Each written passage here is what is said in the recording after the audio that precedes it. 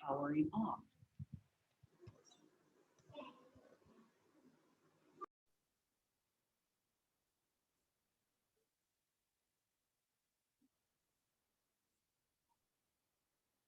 आज मैं आपको थोड़ी देर के लिए म्यूट कर रहा हूँ, ठीक है? Okay sir.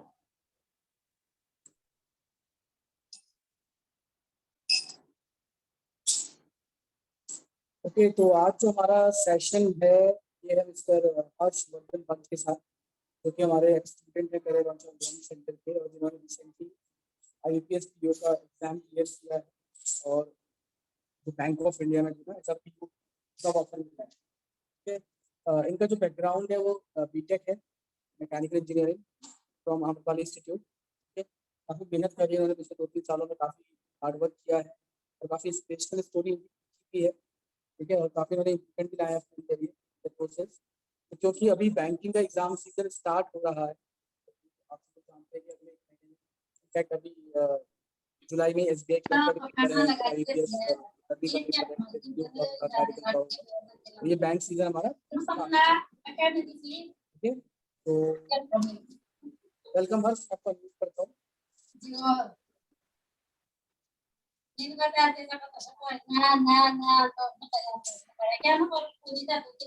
अच्छा, मेरे और हर्ष के अलावा बाकी सभी लोग अपना माइक ऑफ कर देंगे।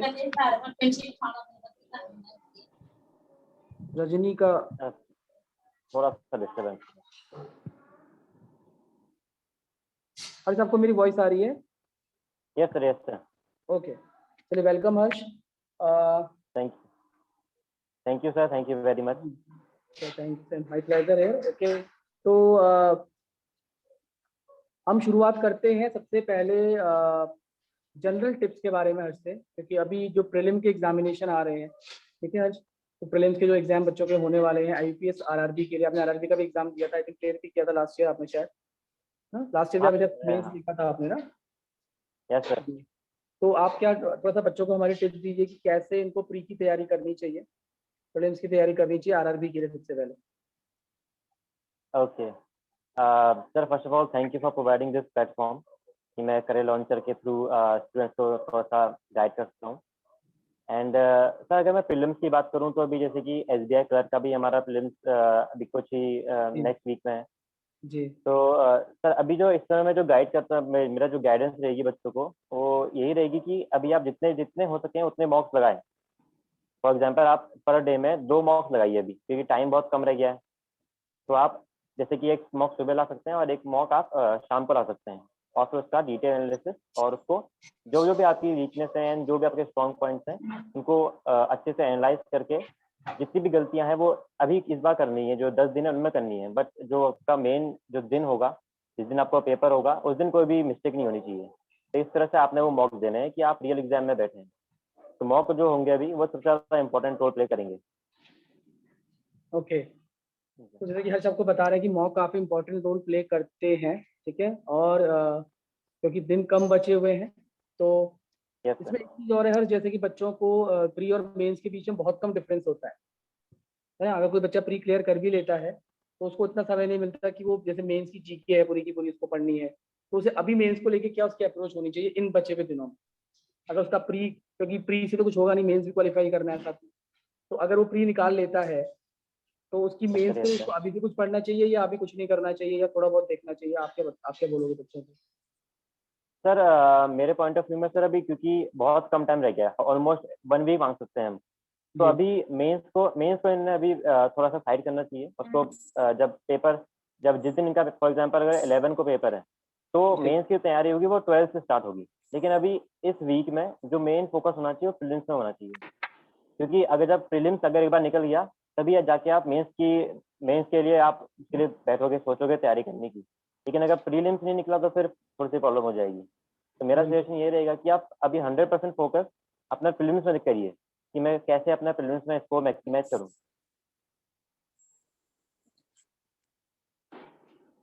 Yes sir. जी।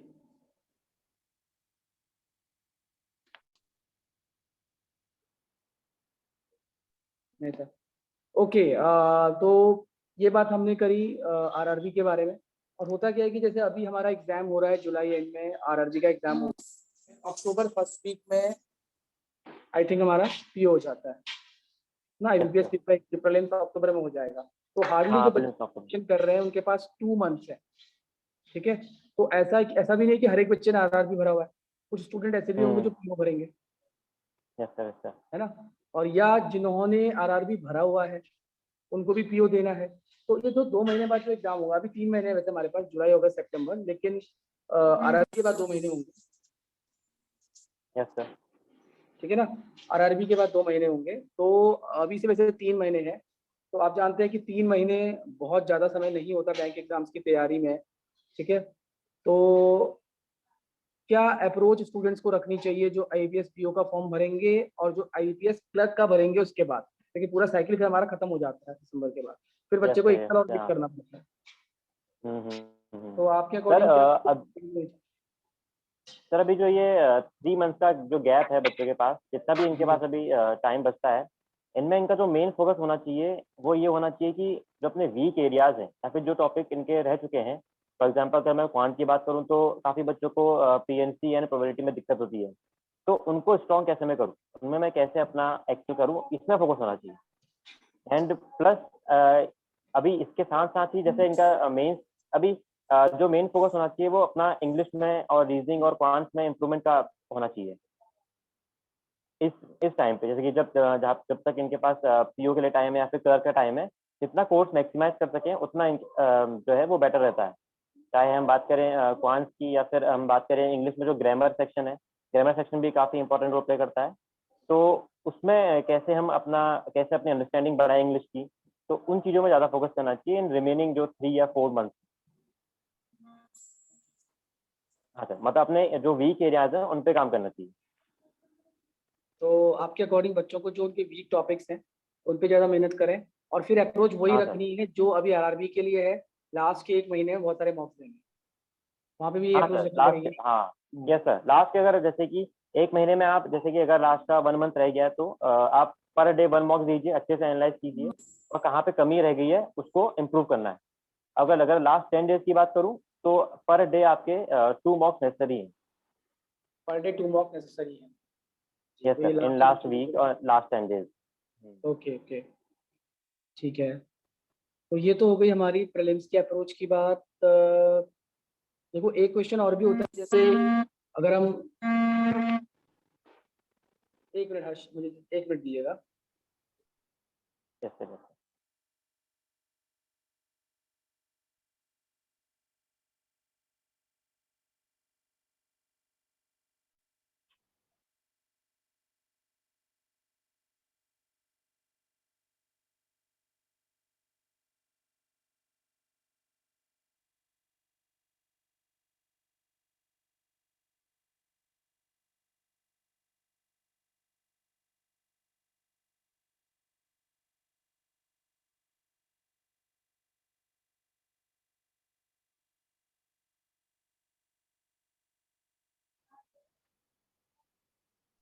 ओके, तो जैसे हर्ष बच्चों को क्या होता है ना कि मैंने बहुत बार देखा, स्टूडेंट प्री तो निकाल लेते हैं कई बार सारे। ठीक है।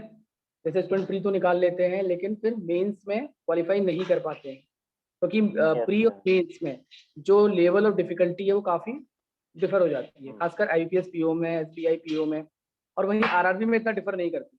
आरआरबी का पीओ मेरे यस सर ख्याल यस सर। से in comparison to SBI PO, IBPS PO easier होता है, मतलब अगर हम पैटर्न की बात करते हैं, लेवल ऑफ क्वेश्चंस की बात करते हैं।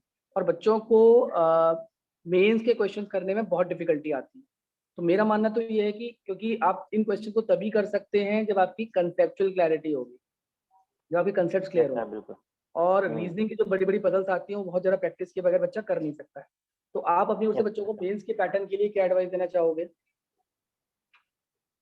सर जो जितना मेरा एक्सपीरियंस रहा है सर इन 2 सालों में, तो जी मैंने ये जितने भी मैंने ऑलमोस्ट 8 to 9 मीन्स दिए हुए हैं, तो मैंने दो चीज बहुत इसमें जो नोटिस करने वाली बात ये है कि मेंस जो क्रैक होता है वो तो एक आपका जीके बहुत हेल्प करती है आपको, जीके जी बहुत नेसेसरी है आपका मेंस क्रैक करने के लिए।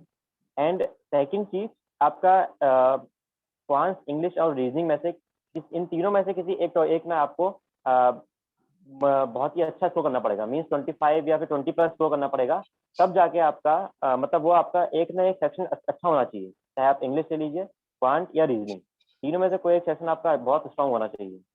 ओके तो एक तो चीज मेंस के लिए सबसे पहले आपकी बात जीके है, जीके के बिना मेंस क्रैक करना बहुत टफ है। एंड सर अगर दूसरी चीज है इंग्लिश, इंग्लिश भी अगर जिस बच्चे की अच्छी होगी वो भी आसानी से मेंस, हमने देखा है कि वो मेंस क्रैक कर लेता है, जिसकी इंग्लिश काफी अच्छी होगी। और इंग्लिश इंप्रूव करने के लिए जैसे कि हमारा क्वांट में डीआई के बिना काम नहीं होता, रीजनिंग में पजल के बिना काम नहीं चलता है, तो इंग्लिश में रीडिंग कॉम्प्रिहेंशन जो है उसके बिना उसमें स्कोर करना पॉसिबल नहीं है इंग्लिश में, ओके क्योंकि मतलब मैंने देखा है कि जी हाँ कंटिन्यू करिए आप। जी हाँ हाँ सर, मैंने देखा है कि बहुत सारे बच्चे बोलते हैं कि ग्रामर इंपॉर्टेंट नहीं है, ग्रामर इंपॉर्टेंट नहीं है, आप उसके बिना भी क्रैक कर सकते हैं एग्जाम, बट एक्चुअल में ऐसा होता नहीं है पेपर में, उसमें आपको ओवरऑल नॉलेज होनी चाहिए, और वो तभी आएगी जब आप कॉम्प्रिहेंशन, इंग्लिश की जो अंडरस्टैंडिंग होती है वो धीरे धीरे डेवलप होती है, और उसके लिए आपको ग्रामर की हेल्प चाहिए चाहिए, तभी आपको सेंटेंस का जो स्ट्रक्चर है, जो उसकी मीनिंग है, वो समझ में आएगी। तो इंग्लिश का अगर किसी भी स्टूडेंट का अगर इंग्लिश में प्रॉब्लम हो रही है, तो उसके लिए मैं यही सजेस्ट करूंगा कि वो रीडिंग कॉम्प्रिहेंशन में ध्यान दें। अगर उसका रीडिंग कॉम्प्रिहेंशन इंप्रूव होता है तो ऑटोमेटिकली बाकी चीजें भी इंप्रूव होती जाएंगी। फॉर एग्जाम्पल फिलर्स हो गए, क्लोज टेस्ट हैं, एरर्स हैं, उनमें अपने आप वो एक सेंस बनता जाएगा। जी जी। तो इंग्लिश के लिए रीडिंग बहुत जरूरी है, आप कहना चाह रहे हो कि रीडिंग बहुत इंपॉर्टेंट है। और अगर हाँ उस सर। तो हमारा होगा ही होगा, fill in the blanks, error spotting, ठीक है, बाकी पैटर्न के हाँ क्वेश्चन हम कर पाएंगे। तो रीडिंग के लिए हाँ बच्चों को सर। क्या करना चाहिए? सर रीडिंग खासकर के लिए अगर ये बेटर, जी हाँ तो बेटर रहेगा कि अगर वो हिंदू या फिर इंडियन एक्सप्रेस, कोई भी न्यूज चैनल से या फिर ऑनलाइन साइट से अगर वो फाइनेंशियल अगर आर्टिकल पढ़ते हैं तो वो काफी बेनिफिट करेगा किसी भी कैंडिडेट को, क्योंकि जो जी, तो जैसा आप आईपीएस सुन रहे हैं पीओ। इसको, और जैसा कि जी मैं इंटरप्ट कर रहा हूँ आपको एक बार, जैसा कि आप सुन रहे हैं हर्ष को, और जैसा कि हम भी आपको क्लास में बोलते रहते हैं इंग्लिश में कि रीडिंग कॉम्प्रिहेंशन बहुत इंपॉर्टेंट है। रीडिंग करिए, न्यूज़पेपर के आर्टिकल्स पढ़िए, फाइनेंशियल न्यूज़ को फॉलो करिए। खाली एक्सरसाइज करने से नहीं होता है, आपको एक्सटर्नल रीडिंग करनी पड़ेगी, तभी आप पैसेजेस को समझ पाएंगे। तो ये यस इंग्लिश सर, के लिए यस बहुत सर। इंपॉर्टेंट है। ठीक है। और ठीक है। और जो बच्चों को बहुत ज़्यादा प्रॉब्लम आती है मेंस में, रीजनिंग में पॉइंट से भी ज़्यादा मैंने देखा है, क्योंकि ये कैट टाइप एग्जाम हो गया है, बड़ी बड़ी पजल देने लग गए हैं। तो जैसे कैट के यस सर, एग्जाम में भी हाँ अभी ऐसे ही तो। होता है, कैट के एग्जाम में भी ऐसे होता है, लोग एलआरडी में परेशान हो जाते हैं। सेम यहाँ भी हो रहा है, मैं बहुत बच्चों से बात करता हूँ या किसी फैकल्टी से भी बात करता हूँ, तो ये लोग यही बोलते थे रीजनिंग में बड़ी इशू है, इतनी बड़ी बड़ी पजल्स हैं, कैसे होगा। तो रीजनिंग में कट ऑफ के लिए बच्चे को क्या करना चाहिए मेंस एग्जाम में, खासकर मेंस में? प्री में चलो निकाल लेगा यस सर। बच्चा। हाँ सर, प्लीज मैं तो प्री तो ऐसा रहता है कि प्री में तो आपको जैसे कि रेस लगानी है, आप जितने हाँ अटेम्प्ट कर क्योंकि सकते हो उतना अच्छा है। इजी पैटर्न लेकिन है। अगर मेंस की बात करें, हाँ क्योंकि इजी पैटर्न है, और उसमें मैं भी जैसे कि अगर बात करूँ मैं प्रीलिम्स में तो 35 आउट ऑफ 35 में पूरे अटेम्प्ट करता था रीजनिंग में। ओके और लेकिन अगर मेंस की बात करूँ तो मेंस में आपकी एक्यूरेसी बहुत मैटर करती है। एंड रीजनिंग का सेक्शन एक ऐसा सेक्शन है कि अगर आप एक पजल में फंस गए, अगर वहां पे आपने एक पजल में भी गलत पजल में हाथ डाल दिया, तो फिर आप रेस से आउट हो गए, सीधी बात है। जी, मतलब तो सही मेरा पजल रीजनिंग के चूज लिए, करनी हाँ सर, रीजनिंग के लिए जो मोस्ट इम्पोर्टेंट यहाँ पे एक चीज ये है कि आपको सिलेक्शन ऑफ क्वेश्चन आना चाहिए, है। कि ओके। आपको अपनी स्ट्रेंथ पता होनी चाहिए कि मैं कौन सी पजल जल्दी करता हूँ और कौन सी पजल मुझे टाइम लगता है। तो ये चीज बहुत इंपॉर्टेंट है और रीजनिंग ये में। चीज आएगी प्रैक्टिस करके, हाँ सर, ये चीज प्रैक्टिस करके आएगी। प्रैक्टिस करके ये आएगी। चीज, और मेरा एक सजेशन ये भी रहेगा रीजनिंग में कि रीजनिंग में आप अगर आप मेंस का दे रहे हैं या फिर प्रीलिम्स का भी दे रहे हैं, चाहे आपको पजल कितनी भी इजी लगे, लेकिन पहले कभी पजल को अटेम्प्ट नहीं करना है, क्योंकि इसमें एक बार फंस गए तो फिर 5-10 मिनट कहाँ जाते हैं पता नहीं चलता है।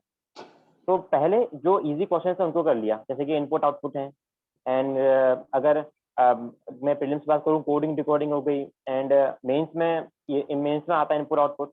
इस तरह के जो बाकी क्वेश्चंस हैं उनको पहले करना चाहिए कि उनको एक एक करके देखना है सारे क्वेश्चंस को, और उसके बाद देखना है कि कौन से मुझे पहले अटेंड करने हैं और कौन से बाद में करने हैं। और पजल हमेशा लास्ट में, पजल आप हमेशा बाद के लिए रखिए और पहले अपने जिनमें फोरेन टॉपिक्स हैं उनको पहले अटेम्प्ट कीजिए। पहले इजी क्वेश्चन पिक करने हैं और बड़ी क्वेश्चन को लास्ट के लिए छोड़ना है। कोई भी सिटर यस सर, क्वेश्चन नहीं छोड़ना है, कोई भी इजी यस क्वेश्चन नहीं सर। छोड़ना है। ओके। और पजल में पहले हाथ नहीं लगाना है, चाहे वो कितनी पहले भी हाथ। इजी तुमको लग रही है। जी हाँ, वो वहाँ पे आपको कंफ्यूज कर सकती है। बिल्कुल बिल्कुल। अच्छा देखो, आपने हमें काफ़ी सारी बातें बताई एग्जाम पैटर्न के बारे में। अब एक क्वेश्चन मैं आपसे ये पूछना चाहूँगा कि जैसे आपने बैंक की तैयारी शुरू करी, तो ना आपने बैंकिंग एग्जाम के बारे में तैयारी शुरू करी, आपने बीटेक किया था मैकेनिकल से, फिर आपने जॉब भी करी शायद खुद से, फिर आपको लगा कि यस मुझे सर, बैंकिंग की ये तैयारी करनी चाहिए, एप्टीट्यूड एग्जाम की तैयारी करनी चाहिए। तो फिर जो ये आपकी जर्नी रही तैयारी की, क्योंकि पहली बार में सिलेक्शन नहीं हुआ शायद आपका, आपको सेकंड नहीं सर, अटेम्प्ट हाँ में आपका पहले। हुआ है ना? तो बहुत से बच्चे सर क्या होते हैं, हाँ। फर्स्ट अटेम्प्ट में हार मान जाते हैं। मैंने देखा कि 4-6 महीने का एग्जाम दिया फिर छोड़ दिया, ठीक है, फिर वो दोबारा नहीं देते हैं। लेकिन मैंने बैंक एग्जाम में ज्यादातर ये देखा है, जितने हमारे स्टूडेंट निकलते हैं फर्स्ट अटेम्प्ट में बहुत कम निकलते हैं, ज्यादातर सेकंड में, थर्ड में, तो फोर्थ में बच्चे निकलते हुए देखे हैं। ऐसे भी स्टूडेंट जिन्होंने 2015-16 में हमसे पढ़ा था और 20 में जाके निकल रहे हैं, तो ऐसा भी होता यस है। सर, तो थोड़ा सा ये परसिस्टेंस वाला भी है, थोड़ा सा विल पावर वाला भी गेम है। तो एक लास्ट में बच्चों को आप ये गाइडेंस मतलब कि उन्हें कैसे एग्जाम्स को फेस करना चाहिए, और अगर नहीं होता है पहली बार में तो उनकी अप्रोच आगे क्या होनी चाहिए, क्योंकि आपकी जो जर्नी रही है उससे आप कनेक्ट करके बताओ उन्हें। Yes sir, yes sir. Sir मैंने अपना जो ग्रेजुएशन पूरी करी मैकेनिकल इंजीनियरिंग में, और 2018 में मैंने कंप्लीट करी। और सीएल मैंने ज्वाइन किया था और इसी अगस्त में मैंने ज्वाइन किया था 2018 में। जी 6 मंथ्स का मैंने कोर्स एनरोल किया था अपना। एंड उन 6 मंथ्स में मैंने जो अपना बेसिक था उसको स्ट्रॉन्ग करने की कोशिश करी। एंड 1 साल ऑलमोस्ट लग गया था मेरे को। उसके बाद खुद प्रैक्टिस करी और सीएल के मॉक्स वगैरह इन सब चीज़ों से हेल्प मिली। तो 2019 में मेरा फर्स्ट फिल्म निकल क्रैक हो गया था। बट जी 2019 में कोई भी मेरा मेंस क्रैक नहीं हुआ। मैंने एसबीआई क्लर्क मेंस दिया, आईपीएस पीओ मेंस दिया। बट कभी किसी में 4 नंबर, किसी में 10 नंबर, किसी में 50 नंबर ऐसे रह जाते थे। तो सर एक बात तो मुझे ये एक चीज़ ये थी कि मैंने एक टाइम पीरियड सेट किया था कि मुझे इस पेपर को 2 इयर्स तो देने हैं, 2 इयर्स अच्छे से देने हैं। और अगर इनके बीच में होता है तो ठीक है, अदरवाइज मैं किसी दूसरी जॉब के साथ साथ पेपर देते रहूँगा। क्योंकि सर एक बार आपका बेस कॉन्सेप्ट डेवलप हो गए तो आपको बस फिर मॉक लगाने की देर है। तो आपको बार बार वो चीज़ें रिपीट नहीं करनी है अगर आपका एक बार बेस बन गया है तो। तो सर अगर किसी बच्चे का पहले अटेम्प्ट में पेपर नहीं निकलता है तो उसको इतना डिमोटिवेट फील नहीं होना चाहिए, क्योंकि आपने उस पर मेहनत करी है 1 साल, तो उसको एक और चांस देना बनता है। और बिल्कुल। यहाँ से जो उनको जो पहला फेलियर मिला है उससे उनको सीखना चाहिए कि मेरी कहाँ गलती हो गई। क्या मैं पेपर के, जैसे मैं अपनी बात करूँ तो मैं अपने फर्स्ट मेंस में मैं नर्वस हो गया था। मैं वहाँ पे क्वेश्चंस देख के वहाँ पे थोड़ा सा मैं थोड़ा नर्वस हो गया, तो ये एक वीकनेस थी। तो इसको मैंने इम्प्रूव किया। एंड दूसरी चीज़ मैंने ये देखी कि मैंने मेंस के डीआई उतने लगाए नहीं थे। मैंने उतने मेंस के डीआई उतने पजल्स वैसे क्वेश्चन सॉल्व नहीं किए थे। तो मैंने यहाँ से ये सीखा कि मुझे इन चीज़ों में इम्प्रूवमेंट अभी और चाहिए। तो आपके फेलियर से आपको लर्निंग लेनी है और देखना है कि मैं कहाँ कमी रह गई, कहाँ पे मैं क्या चीज़ नहीं आ रही है। और फर्स्ट ऑफ ऑल ये चीज़ है कि आपको अपने पे कॉन्फिडेंस होना चाहिए। आपको अपने 100% ऑनेस्ट रहना पड़ेगा अपनी प्रिपरेशन के थ्रू। अगर आपको पता है कि मेरे कॉन्सेप्ट क्लियर है एंड मैं ये पेपर निकाल सकता हूँ, क्योंकि अब प्रीलिम्स में आप पहुंच चुके हैं तो आप मेंस भी निकाल सकते हैं। तो ये चीज़ है, आप पे अपना कॉन्फिडेंस बहुत मैटर करेगा उस पेपर के दिन भी और इसके थ्रू आउट जर्नी में भी। आपका होता है कि मैं भी कभी कभी डिमोटिवेट होता था, लेकिन आपको स्ट्रांग रहना पड़ेगा। एंड बैंकिंग की सबसे अच्छी बात यह है कि आपको 1 साल में 5 से 6 ऑप्शन मिलते हैं चांसेस। तो किसी ना किसी में तो आपका 100% होना ही होना है। बस आपको थोड़ी सी कंसिस्टेंसी एंड थोड़ा सा मोटिवेटेड होके प्रिपरेशन करने की जरूरत है। तो की यहाँ पे यही है कि आप अपने जो फेलियर है उससे देखिए कि कहाँ कमी रह गई, कौन से क्वेश्चन में नहीं कर पाया, यहाँ पे अगर नहीं कर पाया तो अपने टीचर से उसको दोबारा देखिए। अगर नहीं फिर भी नहीं होता है तो उसको यूट्यूब में जाके उसको अपना कॉन्सेप्ट क्लियर कीजिए। लेकिन आपको जब तक आप अपनी वीकनेस पे काम नहीं करेंगे तब तक आपका पेपर क्लियर होना मुश्किल है। आपको अपनी वीकनेस को ओवरकम करना ही पड़ेगा। Okay very good. काफी अच्छी टिप्स दी हर्ष ने हमको और काफी कुछ बताया आप लोगों को सुनने को मिला। अब आप में से कोई स्टूडेंट कुछ पूछना चाहता है हर्ष सर से तो थ्रू चैट बॉक्स अपना क्वेश्चन पूछ सकता है। किसी बच्चे को कुछ पूछना है, any student want to ask anything regarding any banking exam और एनी अदर एग्जाम, ठीक है, क्योंकि आप ही के एज ग्रुप के हैं ऑलमोस्ट, ठीक है, इस बार निकले हैं, हो सकता है आप में से कोई अगले साल निकल जाए। तो any doubt you are having regarding preparation, कुछ भी अगर आपको पूछना है तो एक पूछा है पूजा जी ने, sir what is the eligibility criteria. Pooja eligibility तो ग्रेजुएशन होती है, ठीक है, एलिजिबिलिटी तो ग्रेजुएशन है, ठीक है। कुछ प्रिपरेशन से रिलेटेड अगर आप पूछना चाहते हैं कि क्योंकि इन्होंने एग्जाम क्वालिफाई किया हुआ है, तो जो क्वालिफाई कर लेता है उसके मुंह से सुनने से ज्यादा कॉन्फिडेंस नजर आता है, तो इसीलिए इनको लाने का ऑब्जेक्टिव यही है कि आप भी देखें कि एक स्टूडेंट जो सिलेक्ट हुआ है उन्होंने कैसे एग्जाम क्वालिफाई किया है, क्या उनको प्रॉब्लम्स आई, क्या चैलेंजेस आए, ठीक है, क्योंकि ये 3 स्टेप प्रोसेस है बैंक एग्जाम्स की और उससे पहले भी काफी बेस बिल्डिंग करनी पड़ती है, क्योंकि banking exams over the years काफी कॉम्पिटेटिव हो गए हैं। रीजन 1 वैकेंसीज काफी कम हो गई हैं, एक रीजन 2 पैटर्न जो है मेंस एग्जामिनेशन का, पहले के बैंक एग्जाम आज से अगर 15-20 साल पहले की बात करूं तो बच्चे खाली कैलकुलेशन की प्रैक्टिस करते रहते थे और बहुत इजी क्वेश्चन यस आया सर, यस करते थे, सर। ठीक है, तो उसमें खाली स्पीड, जैसा आप देखोगे आरआरबी का प्रीलिम्स में से पेपर होते थे। लेकिन over the year bank exams काफी चेंज हो गए हैं। कभी कभी तो हमें लगता है कि एसबीआई पीओ का मेंस और आईबीपीएस पीओ का मेंस कैट से भी डिफिकल्ट हो गया है, जो कैट जो टफेस्ट एप्टीट्यूड एग्जाम माना जाता है, ठीक है, मतलब उसमें अलग तरह की डिफिकल्टीज, अलग तरह की difficulty, but they have made the paper very difficult. That's why cut offs are going very low nowadays, 58 60 ऐसे जाती है, ठीक है। तो कुछ अगर आपको प्रिपरेशन रिलेटेड डाउट है तो पूछिए, anything you can ask from him.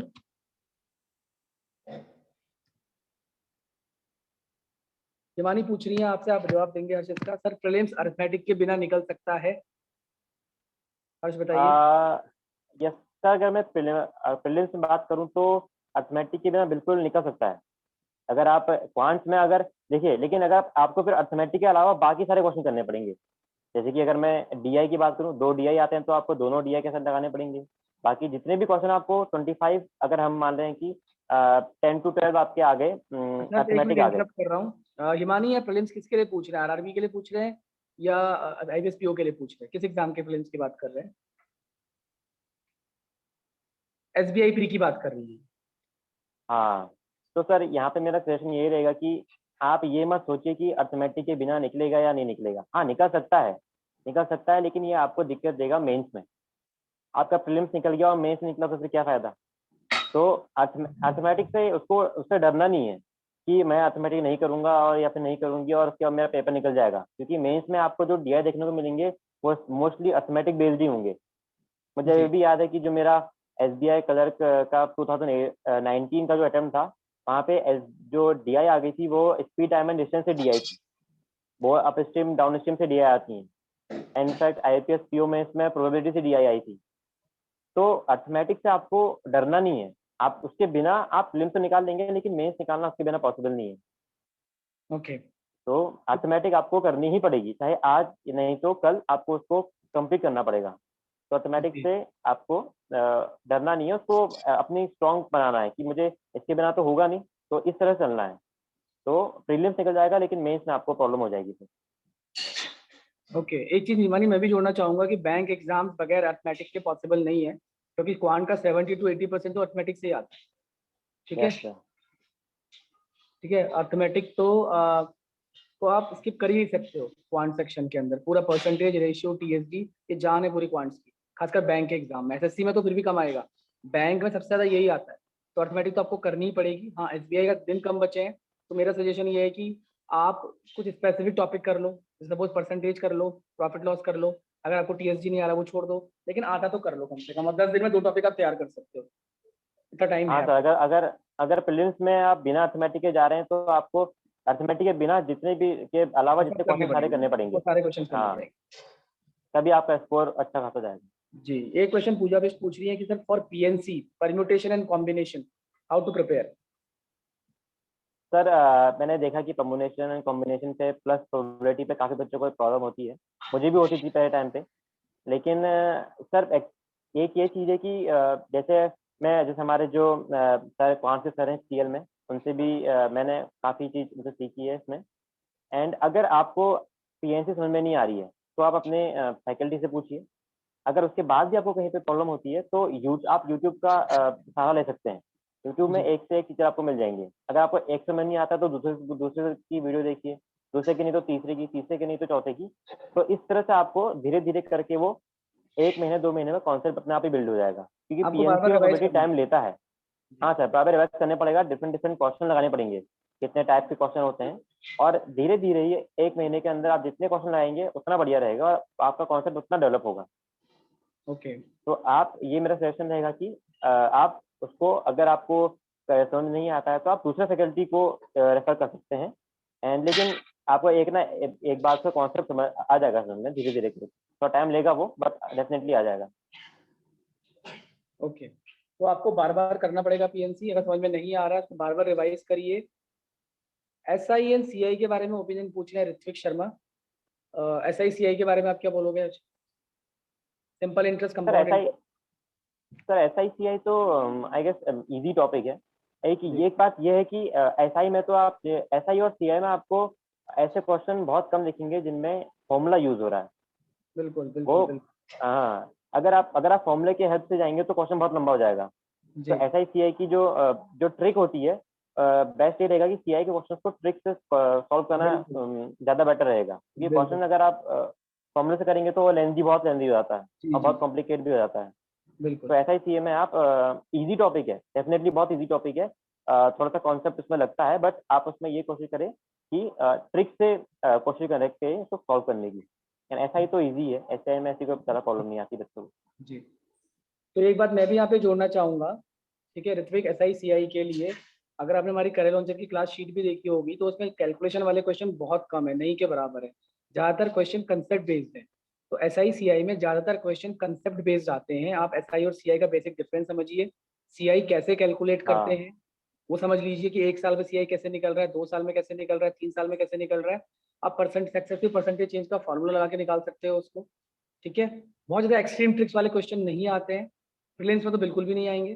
ठीक है, नहीं, नॉर्मल से क्वेश्चन आते हैं अगर प्रीलिम में क्वेश्चन आ गया इसका एसआईसीआई का। ठीक है, मेंस में अगर आता भी है तो आप प्रैक्टिस कर लीजिए, जितनी आपके पास जो बुक पड़ी है उसमें जितने वैरायटी ऑफ क्वेश्चन है आप सॉल्व कर लीजिए। बहुत टफ क्वेश्चन नहीं बनता है एसआईसीआई का। ठीक है, अगर अभी नहीं, कंसेप्ट क्लियर है तो आप इजीली कर सकते हो। प्रॉब्लम क्या आती है, लोगों को सीआई समझने में प्रॉब्लम आती है, एसआईसीआई समझने में कि सीआई को थोड़ा कंफ्यूज, क्योंकि बच्चों को बचपन से फॉर्मुला रटने की आदत होती है, वो खाली फॉर्मुला रट लेते हैं। वो ये समझते हैं फॉर्मुला जनरेट कहाँ से हुआ है। अगर आप फॉर्मूले का जनरेशन समझ यस, जाओगे तो आप ट्रिक्स भी समझ जाओगे। Obvious, yes sir. सर यही चीज़ है कि आपको उसका कॉन्सेप्ट समझना पड़ेगा, केवल उसको फॉर्मूला रटने से या फिर ऐसे करके नहीं होगा, उसको बिल्कुल, समझना खाली पड़ेगा कि फॉर्मूला रटने क्वेश्चन से बोल नहीं क्या रहा होगा, है। कंसेप्ट समझना हाँ, पड़ेगा। उसको इसका समझना भी पड़ेगा कि लॉजिक कैसे वही है निकलता ऋत्विक, जो है अभी और ये प्लेन। कैसे काम करता है। जी, ठीक है, तो कंसेप्चुअल क्लैरिटी पे काम करिए, टॉपिक इजीली क्लियर हो जाएगा। समझ लीजिए बार बार, क्वेश्चन को समझ के करने की कोशिश करिए। मैथ्स को मैथ्स की तरह करना पड़ता है, रटिए मत। ठीक है, वैसे बच्चे लोग क्या करते हैं, ट्रिक याद करने की कोशिश करते हैं। अब एग्जाम में क्या होता है, पहले के हाँ, एग्जाम में सवाल रिपीट हुआ करते थे तो लोगों की वो चीज काम कर जाती थी कि सवाल में ये लगाएंगे। अब क्या होता है कि सवाल हर साल चेंज कर देते हैं, they keep on changing questions every year. ठीक है ना, तो सवाल में वो चेंज कर देते हैं। यस कोई सर। और किसी ने कुछ पूछना है? Anybody want to ask any other thing?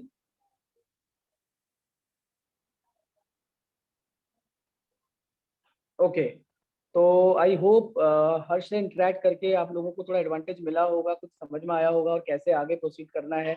अब आने वाला जो एग्जाम सीजन है उसमें कैसे करना है उसके बारे में आपको सर हेल्प मिली होगी। ठीक सर है एक चीज़ मैं ऐड करना चाहूँगा जी सर।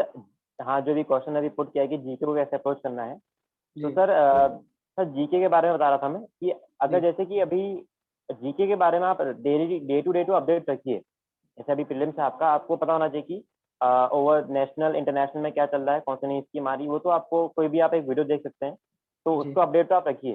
लेकिन जब आपका मेंस आता है, क्योंकि जीके पर्टिकुलरली मेंस के ज़्यादा इंपॉर्टेंट है, तो जी आप ऐसा नहीं कि आप 1 साल पहले की जीके या फिर इस तरह से आप उसको याद करने के लिए बैठ गए।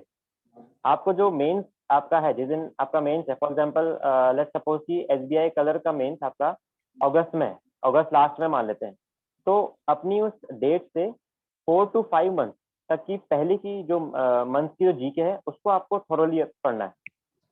यानी कि आपके मेंस से 4 से 5 मंथ की जीके सफिशिएंट है, उसमें आप 25 to 30 स्कोर कर लेंगे। और ज़्यादा ज़्यादा जीके का लोड लेने की उतनी ज़रूरत नहीं है। ये मैंने अभी जो ऑब्जर्व किया है वो यही देखा है मैंने कि 4 to 5 मंथ सफिशिएंट है। एंड प्लस आपको आपकी बैंकिंग अवेयरनेस से भी एब्रेस्ट होना चाहिए। आपके बैंकिंग अवेयरनेस भी काफ़ी काम आती है आपके, स्पेशली कलर के एग्जाम में।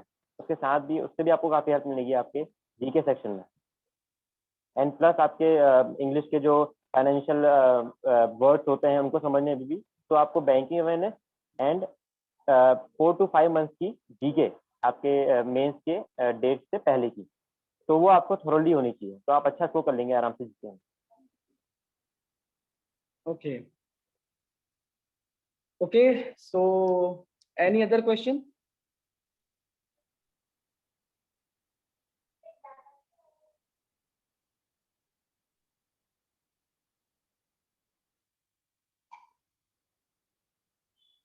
ओके देन, फिर यहाँ पे कंक्लूड करते हैं सेशन। और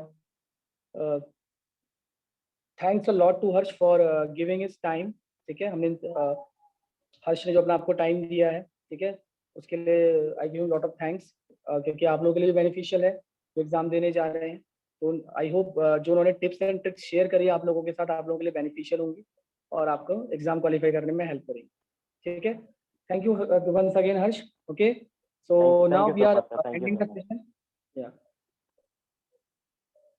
ओके, ओके देन हर्ष, मैं एंड करता हूँ सेशन। ठीक ओके है। सर।